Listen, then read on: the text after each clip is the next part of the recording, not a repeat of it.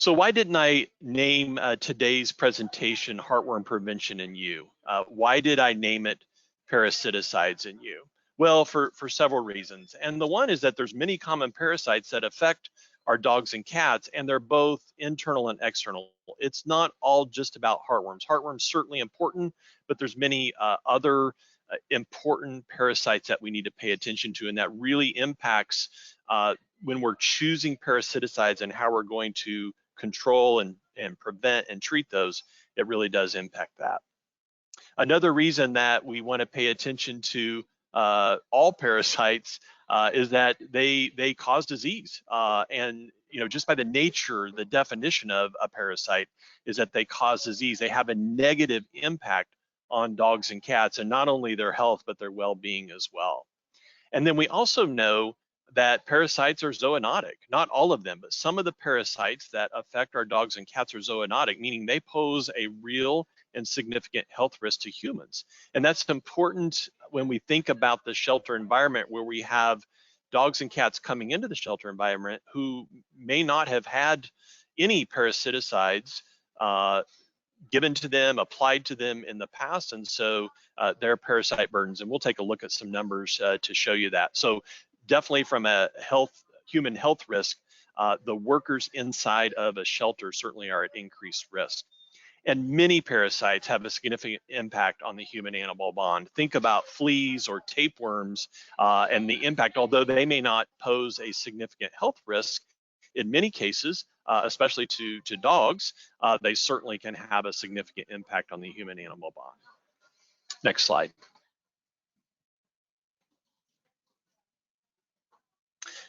One of the things I want to challenge you in your language, and look, when we talk about parasiticide control or parasite control and parasiticides at Virbac, we often talk about heartworm preventatives. And I know that's the common language, not only in the shelter environment, but in veterinary medicine, inside of veterinary clinics. Heartworm prevention is often the term we use, but I would challenge you to start thinking about and speaking about broad spectrum parasite control, or another term you can use is comprehensive parasite control. What that does for you, one, within your organization, imparts value and the importance of all of the parasites that we're controlling, and that we're not just becoming singularly focused on heartworms, but it also imparts value to your customer, to your adopters, about what you have applied to, given to the dog, and what you're recommending that they continue to use even after adoption. Next slide. I wanted to give you some resources, and many of you are probably familiar with at least some of these resources, maybe all of them, but I want to make sure that you all are aware of the resources available to you. Certainly, the Association of Shelter Veterinarians has a very robust website with many resources, including guidelines for parasite control. The next resource that, and we'll drill down a little bit deeper into this one, particularly today, is the Companion Animal Parasite Council, which includes some prevalence maps around all of the parasites and disease risk across the country, and also some guidelines about parasite control. The American Heartworm Society, specifically around heartworm disease prevention and treatment. The Centers for Disease Control, because many of the parasites are zoonotic and pose a human risk, the CDC offers some really great resources when it comes to preventing parasites to decrease the risk posed to humans. And then universities across the country now, veterinary colleges. Now, I have Kansas State up here, and that's because I'm a Kansas State grad, but many of the veterinary colleges now have really strong, robust shelter medicine programs. So within your region, I think reaching out to those universities and seeking out their help can be very valuable as well. And then lastly, I would hope you would certainly see, now that Virbac has partnered with Shelters United, I would hope that you would see us as a valuable resource as well.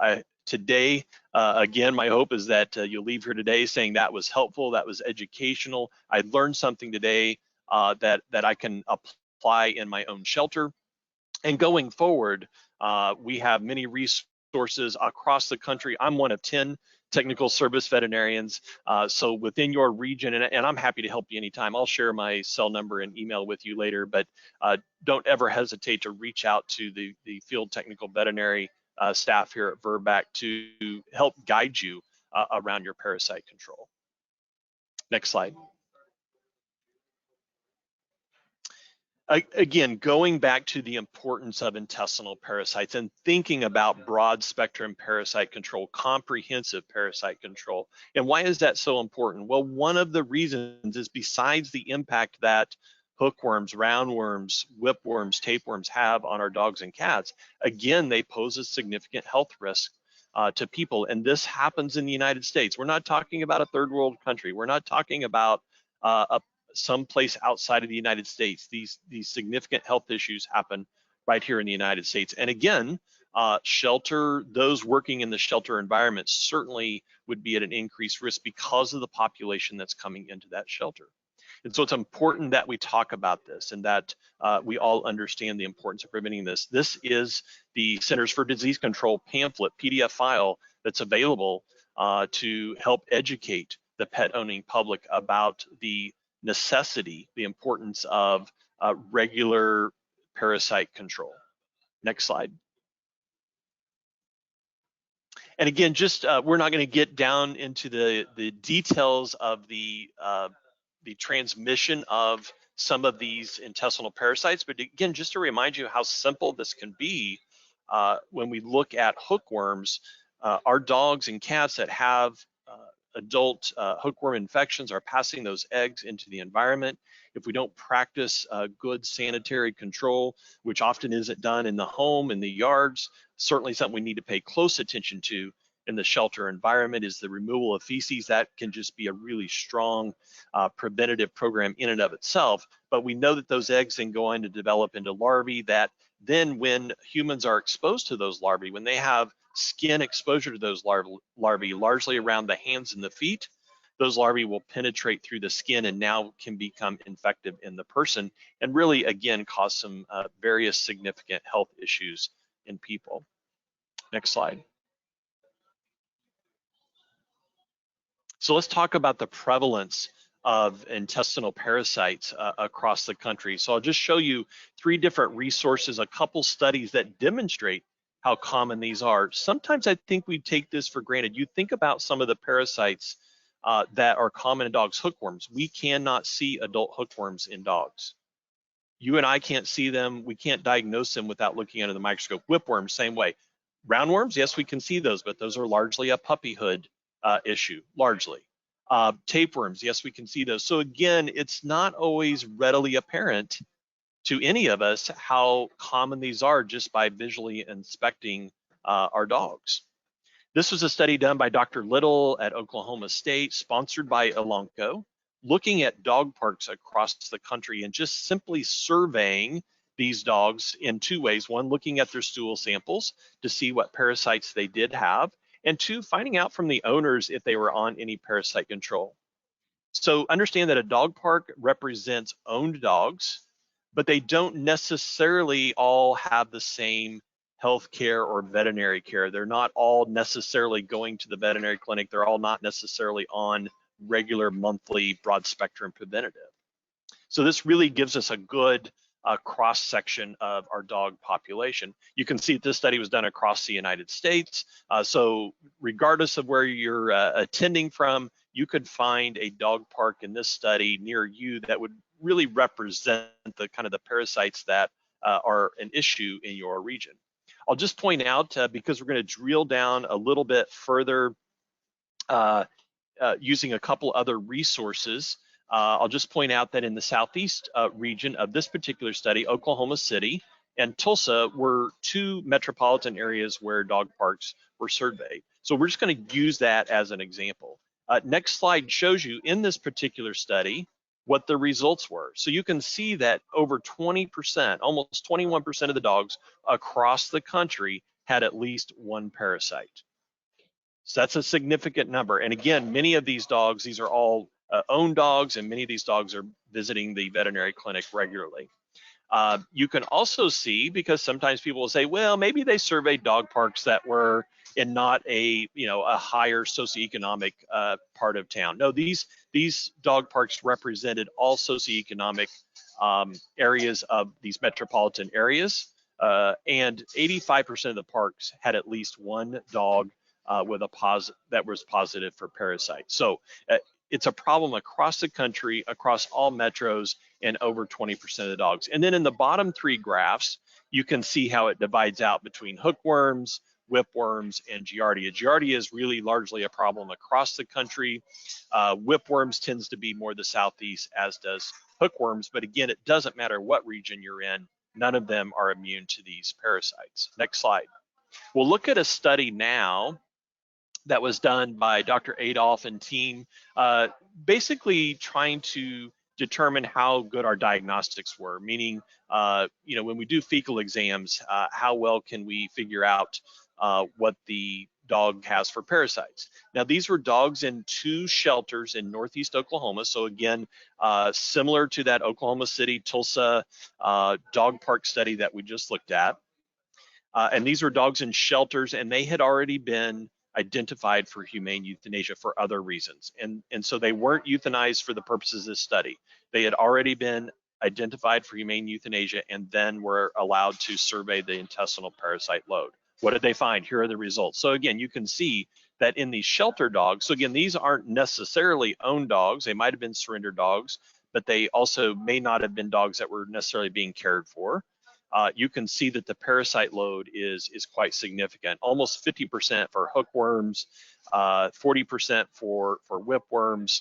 You can see Toxocara roundworms is quite low. Again, puppies would not represent the largest part of the population coming into the shelter, so that's not surprising. But also tapeworms, extremely common as well. So again, just helps demonstrate how common the intestinal parasite loads are, even though we may not be able to see them, and when our diagnostic test can even be negative.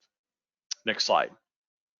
One of the resources that I've already mentioned is CAPC, the Companion Animal Parasite Council, and they have a really powerful website, not only again from just getting education about particular parasites and the diseases that they cause, but also prevention guidelines. They can also help you just determine what parasites are common in my area. Heartworms, we can look at heartworms, we can look at the intestinal parasites, we can also look at the vector-borne diseases like ehrlichiosis as an example that is transmitted by ticks. I would highly encourage you to use these maps, and if you need help analyzing this data, again, I think this is where the field technical service veterinarians at Virbac can help you drill down into this data and really make some educated decisions about the spectrum of activity you need in your parasite control for your particular shelter. This map is just an example. Again, you can look at the top ribbon menu. We're looking at hookworms in dogs. And you can also see that I've chosen the year 2021. These maps go all the way back to 2012 when CAPC started collecting this data. So you can actually look at trends as well, which I think is extremely helpful in a couple areas. One is heartworm disease, because heartworm disease prevalence is changing. We'll look at that more specifically in a moment. And also, I think looking at tick-borne disease, these maps can be extremely helpful. I think we get lured into believing that because of some of our newer compounds, that tick-borne disease would be reduced. But when you look at these prevalence maps, it's clear that that's not happening. So tick-borne disease is still a very significant issue, and it's actually spreading as well, both ehrlichiosis and anaplasmosis. More to come on that. So this is looking at hookworms across the United States, and then we can drill down further and look at a particular state. So if you happen to reside in Oklahoma, now you can look at Oklahoma, and now it's divided by counties. The gray counties means there's no data reported. That's an important thing to remember, is that what CAPC is showing you is just the dogs tested and the test results that are reported. So some veterinarians may test but not report results, and some veterinarians don't test and don't report results. So the gray counties are where there's no results being reported. What that means then is these numbers would be an underestimate. Again, these numbers are going to be less than what I just showed you on the shelter study, but also the dog park study. And that's because It's the dogs going into veterinary clinics, getting tested, and then getting reported. Again, it's going to show you trends, and it's going to show you what parasites are present in your region. So again, we're looking at the state of Oklahoma. Now we can drill down further and look at the county of Tulsa, which is where the metro area, the city of Tulsa is. So next slide, Mary Beth. Great. Now you can see that the county of Tulsa is white, and so that's how specific you can really drill down. One note I would just tell you is that when you're looking at these maps, what if you have a county that's gray? What if your shelter resides in a county that's gray? You have no results. Look at the counties around it. And even in the case of this Tulsa County, if I was analyzing this data for a shelter in Tulsa, I would also look at the surrounding counties as well to see if the data stays consistent, see if anything changes, and that may help guide us as well. All right, so really powerful resource, and I know we're going to share that website with you so that you can use that. Again, I think Virbac can really help you analyze that data as well to help guide your decision-making process. All right, next slide. Let's switch gears a little bit and talk about heartworms and heartworm disease. In 2018, the AVMA did a survey and published their pet ownership and demographic source book. And it's estimated that in 2018, there were 77 million dogs across the United States. So if you think about, and we would certainly recommend, and when you talk to, when you look at the resources like CAPC, and when you look at resources like the American Heartworm Society, talking about heartworm prevention in the case of the American Heartworm Society, but also just, again, going back to comprehensive or broad spectrum parasite control, all of those experts recommend monthly prevention all year round. So if we did that for 77 million dogs, there would be 924 million doses of heartworm or broad spectrum parasite control given annually. Do you think that is the number that we give? And the answer is no, we don't. So what if we gave a third? What if we just gave a third of those doses? How many would that be? Well, that would be 308 million heartworm doses. Is that the amount that we are able to give in the United States that people are giving to their dogs? And the answer to that is no. So what is that number? How many doses annually are people giving to their pet dogs? And the answer is, it's even just a little over a third of that 308, 137 million doses. And that number is decreasing. It's actually down from 2017 by 3.5%. So that's presenting some additional challenges and obviously leaving dogs at risk. Next slide. So what are the trends in heartworm infection? We now know that heartworm disease is in all 50 states. There were states before, areas of the country, especially when we kind of get to the Rocky Mountains and west, where folks for a long time have said we don't have heartworms, and you can't say that anymore. Heartworm disease exists in all 50 states. And just in 2018, annually, over 1 million dogs infected with heartworm disease or diagnosed with heartworm disease.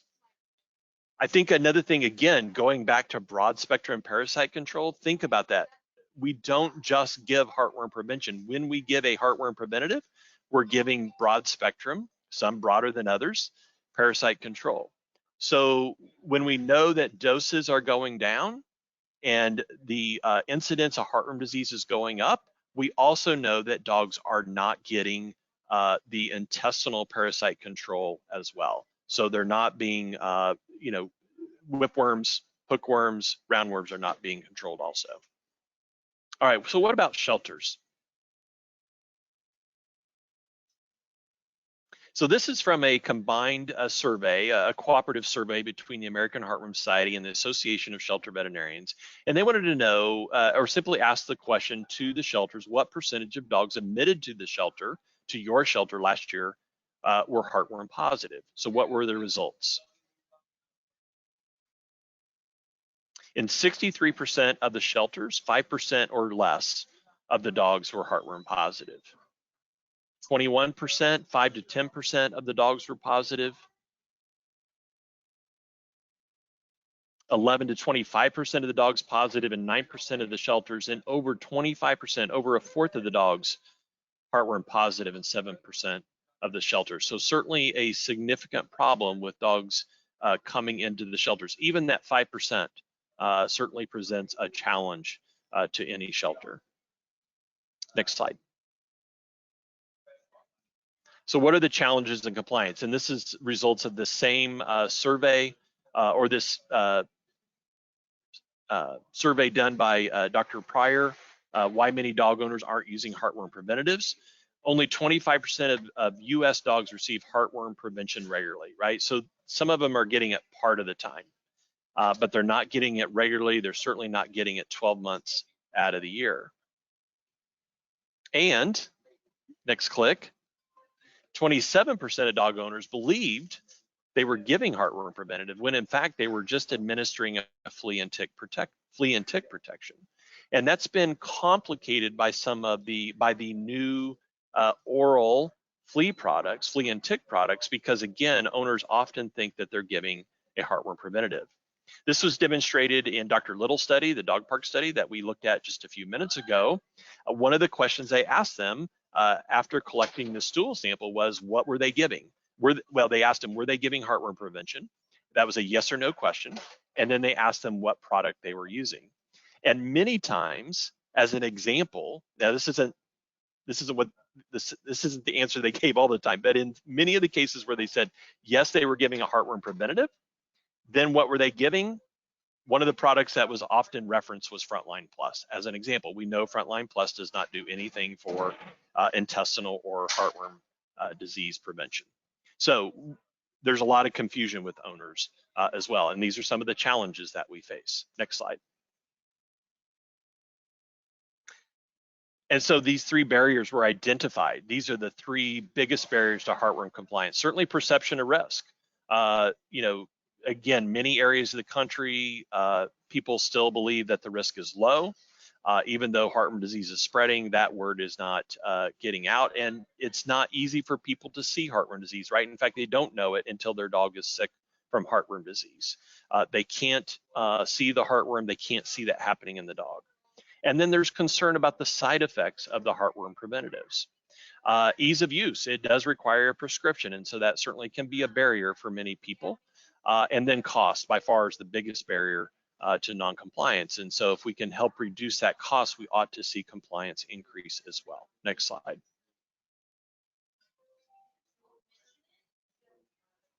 So we've talked a lot about the internal parasites, heartworms and intestinal parasites. And really, in the interest of time, we knew we couldn't cover it all. So I don't want to forget about the external parasites. And I think I'll let the folks from Shelters United make any announcements that might be forthcoming, but more to come on that, but certainly not to diminish the importance of external parasites. The most important ones being ticks, fleas, and even ear mites, especially in cats.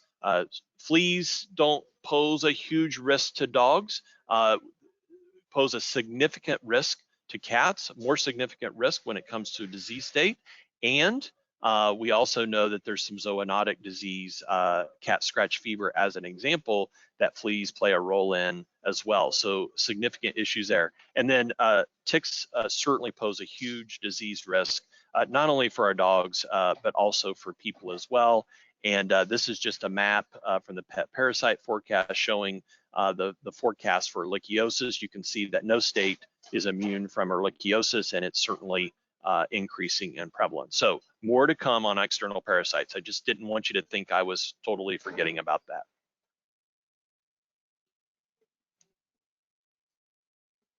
So how do you choose a parasiticide? And again, when we think about broad spectrum parasiticides, and again, more to come on helping you with the external parasites, the ticks, the fleas, but thinking about the heartworm and broad spectrum intestinal parasite control, how would we choose a parasiticide? Well, I think certainly for any shelter, price or cost is going to be number one. It has to fit into the budget, and I'm sure any shelter is certainly challenged from a budgetary standpoint. So cost is going to be a significant decision maker, a significant piece of information when it comes to making that decision. But I think also you should consider value. And there's a difference between value and cost, right? So cost or price is the money. That's the amount we write the check for, or the amount we debit the account for to pay for a particular product. But value is about what does that bring to you? What does that bring to the dog? What about its spectrum of activity? Is it broad spectrum? Is it comprehensive enough? Next click, please. Awesome. Yeah. So is it, value would be about spectrum. So if we have two products that are equally priced and one is broader spectrum than the other, that one that's broader spectrum brings you greater value. And is it regionally appropriate? Are we covering the parasites? Again, going back to CAPC maps, let's determine what would be regionally appropriate for your shelter. And is this parasiticide bringing to you what you need for your dogs and cats? And then lastly, when it comes to value, support of the manufacturer.